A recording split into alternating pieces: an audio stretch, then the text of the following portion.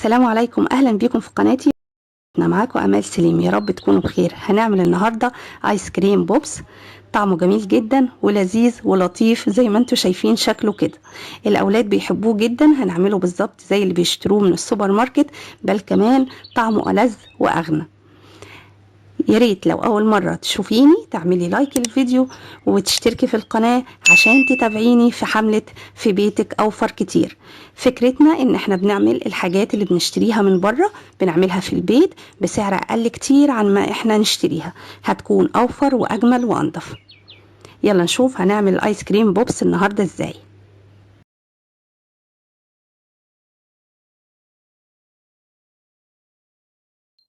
يلا نبدا ونقول بسم الله. اول حاجه معايا نص كوبايه من اللبن البودره كامل الدسم. اقدر استخدم الخلاط او استخدم الهاند بلندر او الفود بروسيسور، يعني المتوفر عندك مفيش مشكلة. هنضيف عليه معلقة كبيرة معيارية من الزبدة بدرجة حرارة الغرفة، ونص كوباية من سكر البودرة وعليهم معلقة معيارية كبيرة. وطبعا التحلية دي براحتك، بس هو كده كان حلاه حلو قوي. وضفت عليهم ربع كوباية من المية الفترة. هخفقهم مع بعض لحد ما يمتزجوا مع بعض تماما، وبكده هيكون الحليب المكثف جاهز معايا. هدخله التلاجة لحد ما يسقع، وبعد كده هطلعه وهضيف عليه الكريم شانتيه. ضفت عليه كوباية الا ربع من بودرة الكريم شانتيه. تقدري تضيفي كوباية، انا ضفت الكمية دي لان هي اللي كانت موجودة عندي. هتضيفي كوباية من الكريم شانتيه وعليهم نفس الكمية مية. المية لازم تكون متلجة، وتضربيهم كويس جدا لحد ما القوام يتقل معاكي.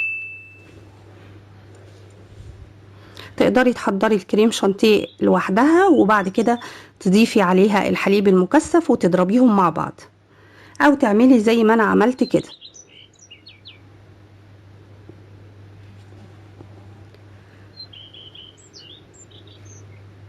اهو زي ما انت شايفة هو كده جهز معايا تماما.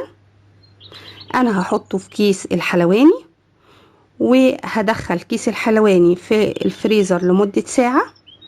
اول ما يسقع هبتدي اشكله بالطريقة اللي انتوا هتشوفوها معايا. اهو انا هقص الحجم اللي انتوا هتشوفوه معايا ده بالشكل ده. لو انتي هتعملي الايس كريم بوبس حجمه اكبر من اللي انا عاملاه، هتقصي الحجم اكبر شوية، بس انا عملته بنفس الحجم اللي بيتباع جاهز. وبتعمليه بالشكل ده لحد ما تخلصي الكمية كلها وبتدخليه الفريزر. بيقعد في الفريزر على الاقل 8 ساعات. بعد 8 ساعات بتطلعيه بتلاقيه اتجمد تماما. هتكوني محضرة الشوكولاتة. اهو زي ما انت شايفة هو كده طالع مجمد. انا حضرت الشوكولاتة. طبعا بتحضري كمية الشوكولاتة حسب الكمية اللي انت عاملاها من الايس كريم. بتجهزي الشوكولاتة بتسيحيها على حمام مائي مع معلقتين زيت او 3 معالق زيت حسب كمية الشوكولاتة، وبتغطسيها بالشكل ده، وبتطلعيها بتحطيها على ورق الزبدة زي ما انت شايفة. انا عملت جزء اهو، بطلعه في البولة دي وهدخله الفريزر لحد ما اكمل باقي الكمية. كملت باقي الكمية وزي ما انت شايفة شكله في منتهى الجمال. بجد طعمه حلو قوي، يعني لذيذ جدا وفكرته حلوة والاطفال بيحبوه قوي. هو بس عايز طولة بال شوية، بس بجد هو مفرح جدا بالنسبة لهم. يا رب فيديو النهارده يكون عجبكم. اتمنى لو عجبكم الفيديو تعملوا لايك للفيديو، ولو اول مره تدخلوا قناتي يا ريت تشتركوا فيها وتفعلوا زر الجرس علشان توصلكم كل وصفاتي. بحبكم في الله، امال سليم.